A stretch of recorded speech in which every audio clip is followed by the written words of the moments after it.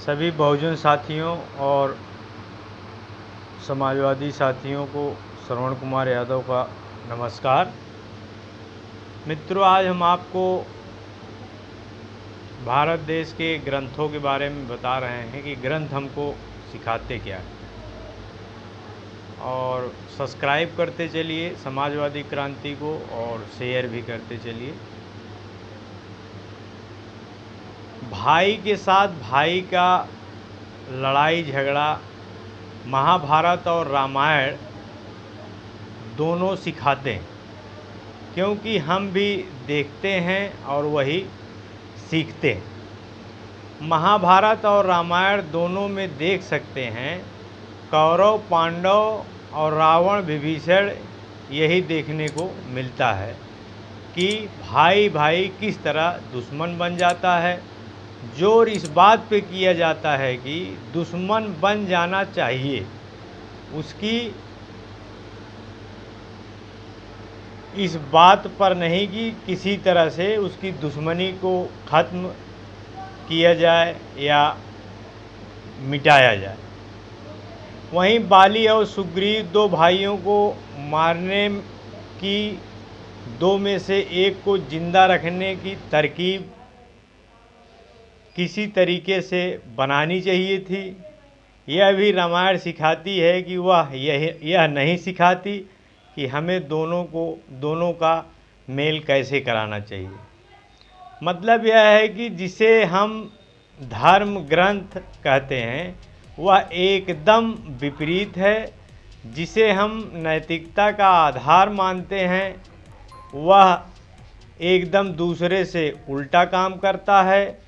यदि कोई धर्म ग्रंथ में कमियां और बुराइयां निकालने बैठ जाएं तो पता चलेगा कि नैतिकता जैसा इनमें कुछ भी नहीं रहा, सिर्फ अनैतिक भरा पड़ा है।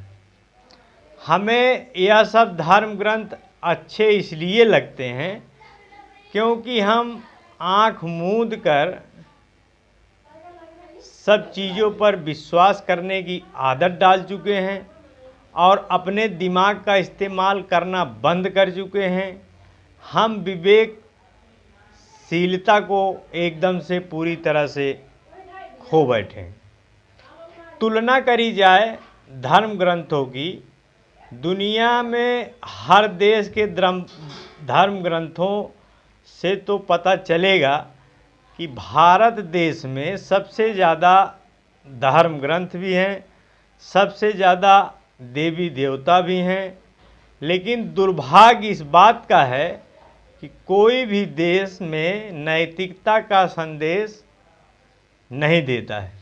सिर्फ और सिर्फ यही सिखाने पर उतारू है कि फूट डालो, शासन करो, लड़ाओ और राज करो। जितना भी हो सके लोगों को मूर्ख बनाए रहो।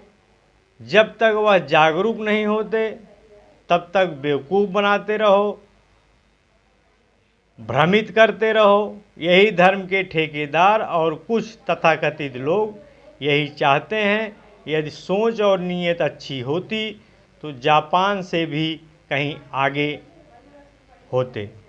अगर दूसरे को मदद करना इस देश की मूल धारणा होती, जापान से कहीं ज़्यादा आगे होते। इसलिए करनी पड़ती है। जापान के साथ जो हुआ और वह आज़ाद कब हुआ, यह सब सवाल खड़े करते हैं कि भारत सबसे पहले आज़ाद हुआ और उसके पास सबसे ज़्यादा धर्म ग्रंथ हैं, देवी देवता हैं और भी बहुत कुछ है। नहीं तो सिर्फ और सिर्फ समस्या का सलूशन कैसे किया जाए, यहाँ इस देश की धारणा यह है कि सामने वाला आगे बढ़ रहा है तो उसकी टांग खींचने का जुगाड़ और उसका प्रबंध कैसे किया जाए। यहाँ यह सोच नहीं है कि हम संपन्न हैं तो हमारा पड़ोसी किस वजह से कमज़ोर है, वह भी हमारे धर्म का हिस्सा है, हम उसकी मदद करें। वहीं एक पंडा और पुजारी 4 मंत्र फूंक कर अपना हक जताकर अपनी गठरी भी शुद्ध शुद्ध चीज़ों से भर ले जाकर घर से चैन की सांस होता, लेकिन वह लोगों के दिमाग में फूट डालने का काम करता है।